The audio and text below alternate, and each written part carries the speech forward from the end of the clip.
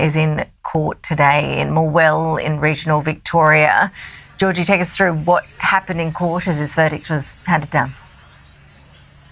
Good afternoon to you, Ash. Well, it was quite chilling actually being inside the courtroom just metres away from Erin Patterson when that verdict was eventually handed down. It was a packed courtroom, as it has been for the 10 weeks of this trial, and today was the 11th week of this trial. The 12 jurors had been deliberating for 6.5 days to determine this verdict on the 3 counts of murder and 1 count of attempted murder, and today they made their way into the courtroom, none of them really making eye contact with Erin Patterson, but Erin Patterson did not turn her gaze away from the jurors as she watched each of them sit one by one inside that courtroom, and that is when the verdict was eventually handed down after they were asked if they had reached a unanimous verdict, and they had, and that is when it was read out the attempted murder of Ian Wilkinson, guilty, the murder of Gail Patterson, guilty, the murder of Don Patterson, guilty, and the murder of Heather Wilkinson, guilty. These were the 4 lunch guests that went to Erin Patterson's home in Leongatha on the 29th of July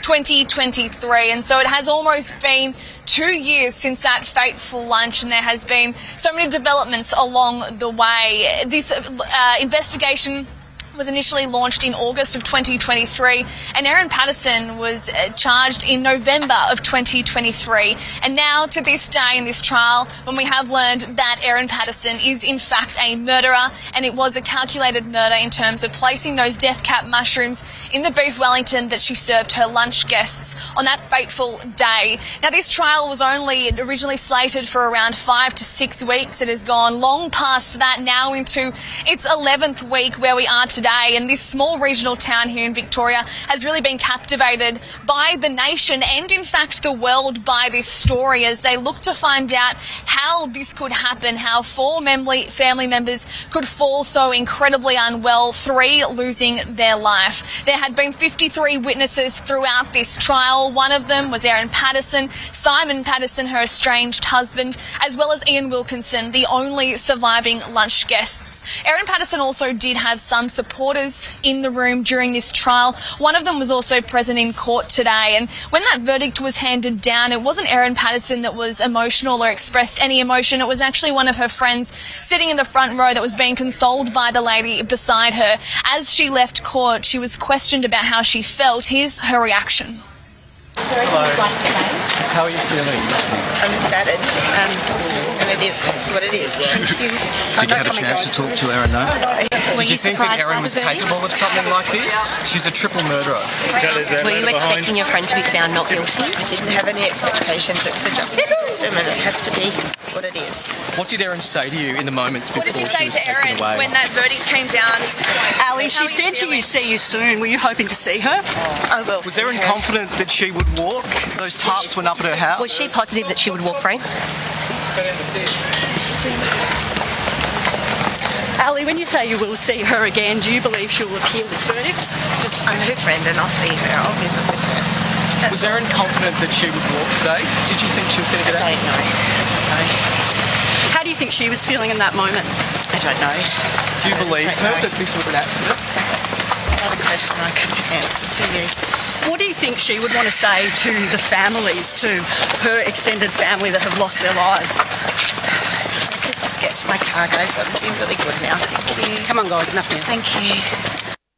Now, once that guilty verdict was handed down, Justice Christopher Beale thanked the jurors for their service and they left the room. It was here when Justice Christopher Beale asked the public and the media to actually leave the courtroom so the defence could have a minute with their client, Erin Patterson. We did try to speak to Colin Mandy, her defence barrister. As he left court, here's a bit of a look at that.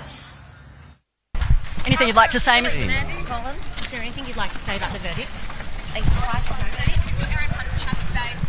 How's she feeling? Are you expecting to appeal, Mr. Mandy? Are you appealing this verdict? Colin, how do you feel? Erin sat very Is this a disappointing result for you? And so, Georgie, what happens from here?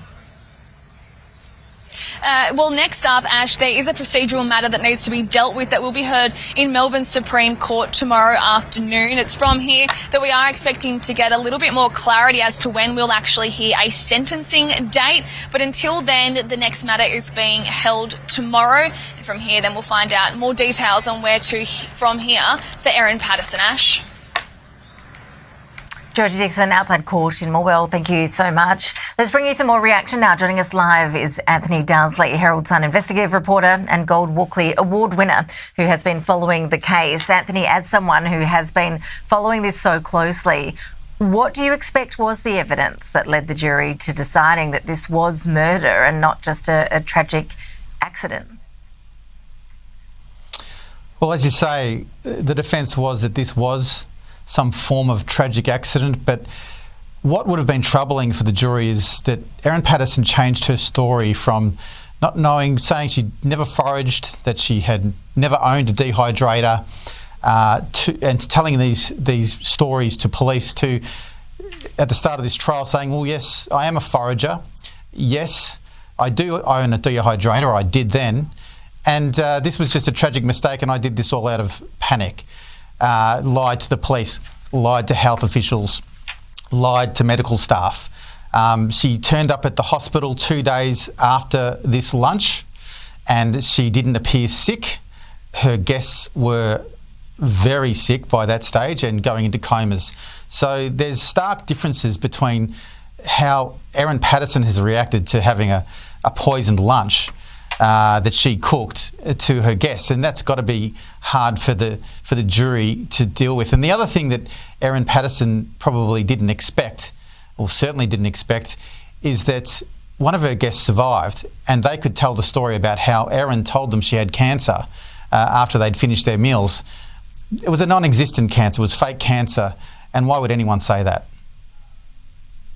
And that evidence from Ian, I mean, that was particularly significant, wasn't it? I would expect that for a jury member to hear from the sole surviving victim, that really would have hit home.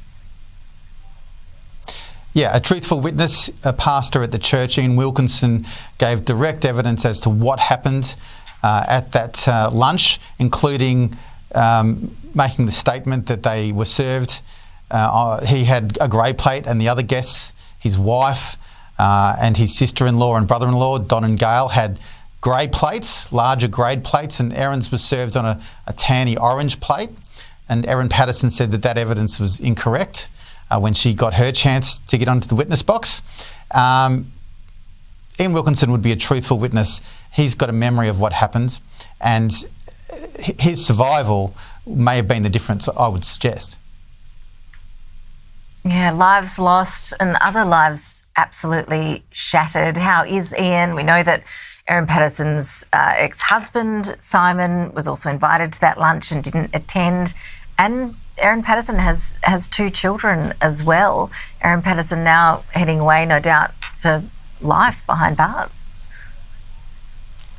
Well, as a convicted triple murderer, your prospects, and attempted murder, the prospects of ever seeing light again will be limited.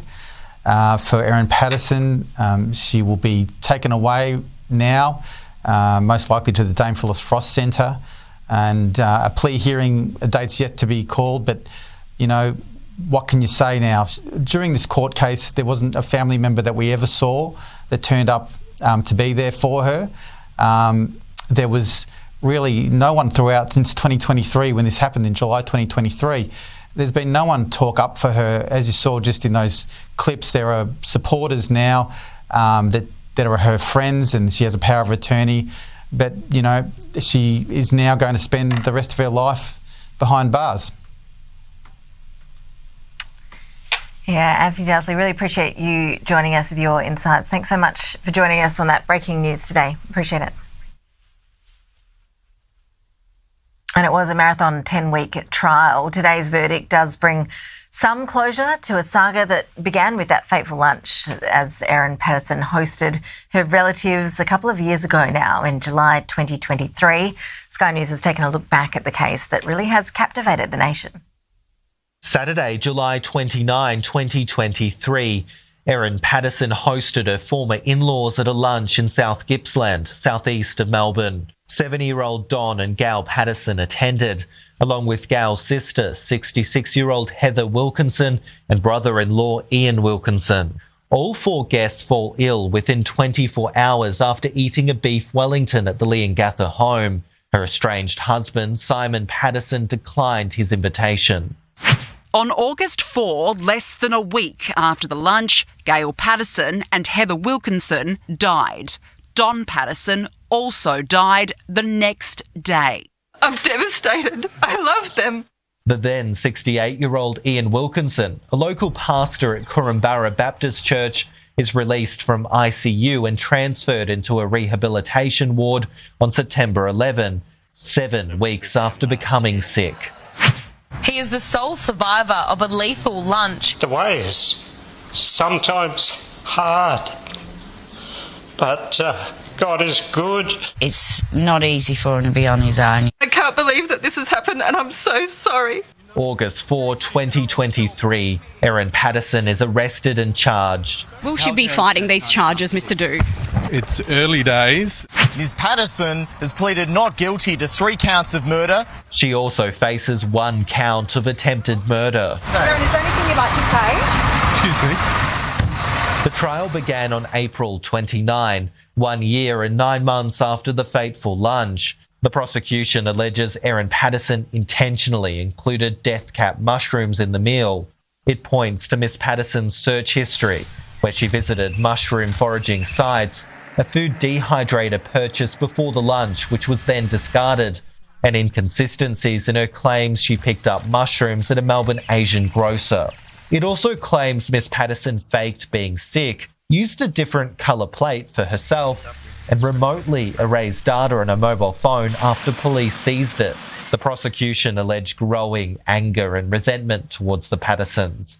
Erin Patterson admitted in her evidence to the jury she lied to police officers when she told them she had never foraged for mushrooms. Prosecutors allege Miss Patterson faked cancer to lure her lunch victims. The defence admits the cancer claim was a lie. Miss Patterson's defence says the deaths were accidental. It claims she used a mix of store-bought and foraged mushrooms without knowing how toxic they are. Miss Patterson claims she was also sick after the meal and she loved her in-laws. The defence claims the dehydrator was thrown away because Miss Patterson was scared of being blamed, not because she wanted to get rid of the evidence. 3 final questions. 3 firm denials. I suggest that you deliberately sourced death cap mushrooms in 2023. I suggest that you deliberately included them in the beef Wellington you served Donald Patterson, Gail Patterson, Ian Wilkinson and Heather Wilkinson, and you did so intending to kill them. Agree or disagree? Miss Patterson, disagree, disagree, disagree. Jack Nyhoff, Sky News.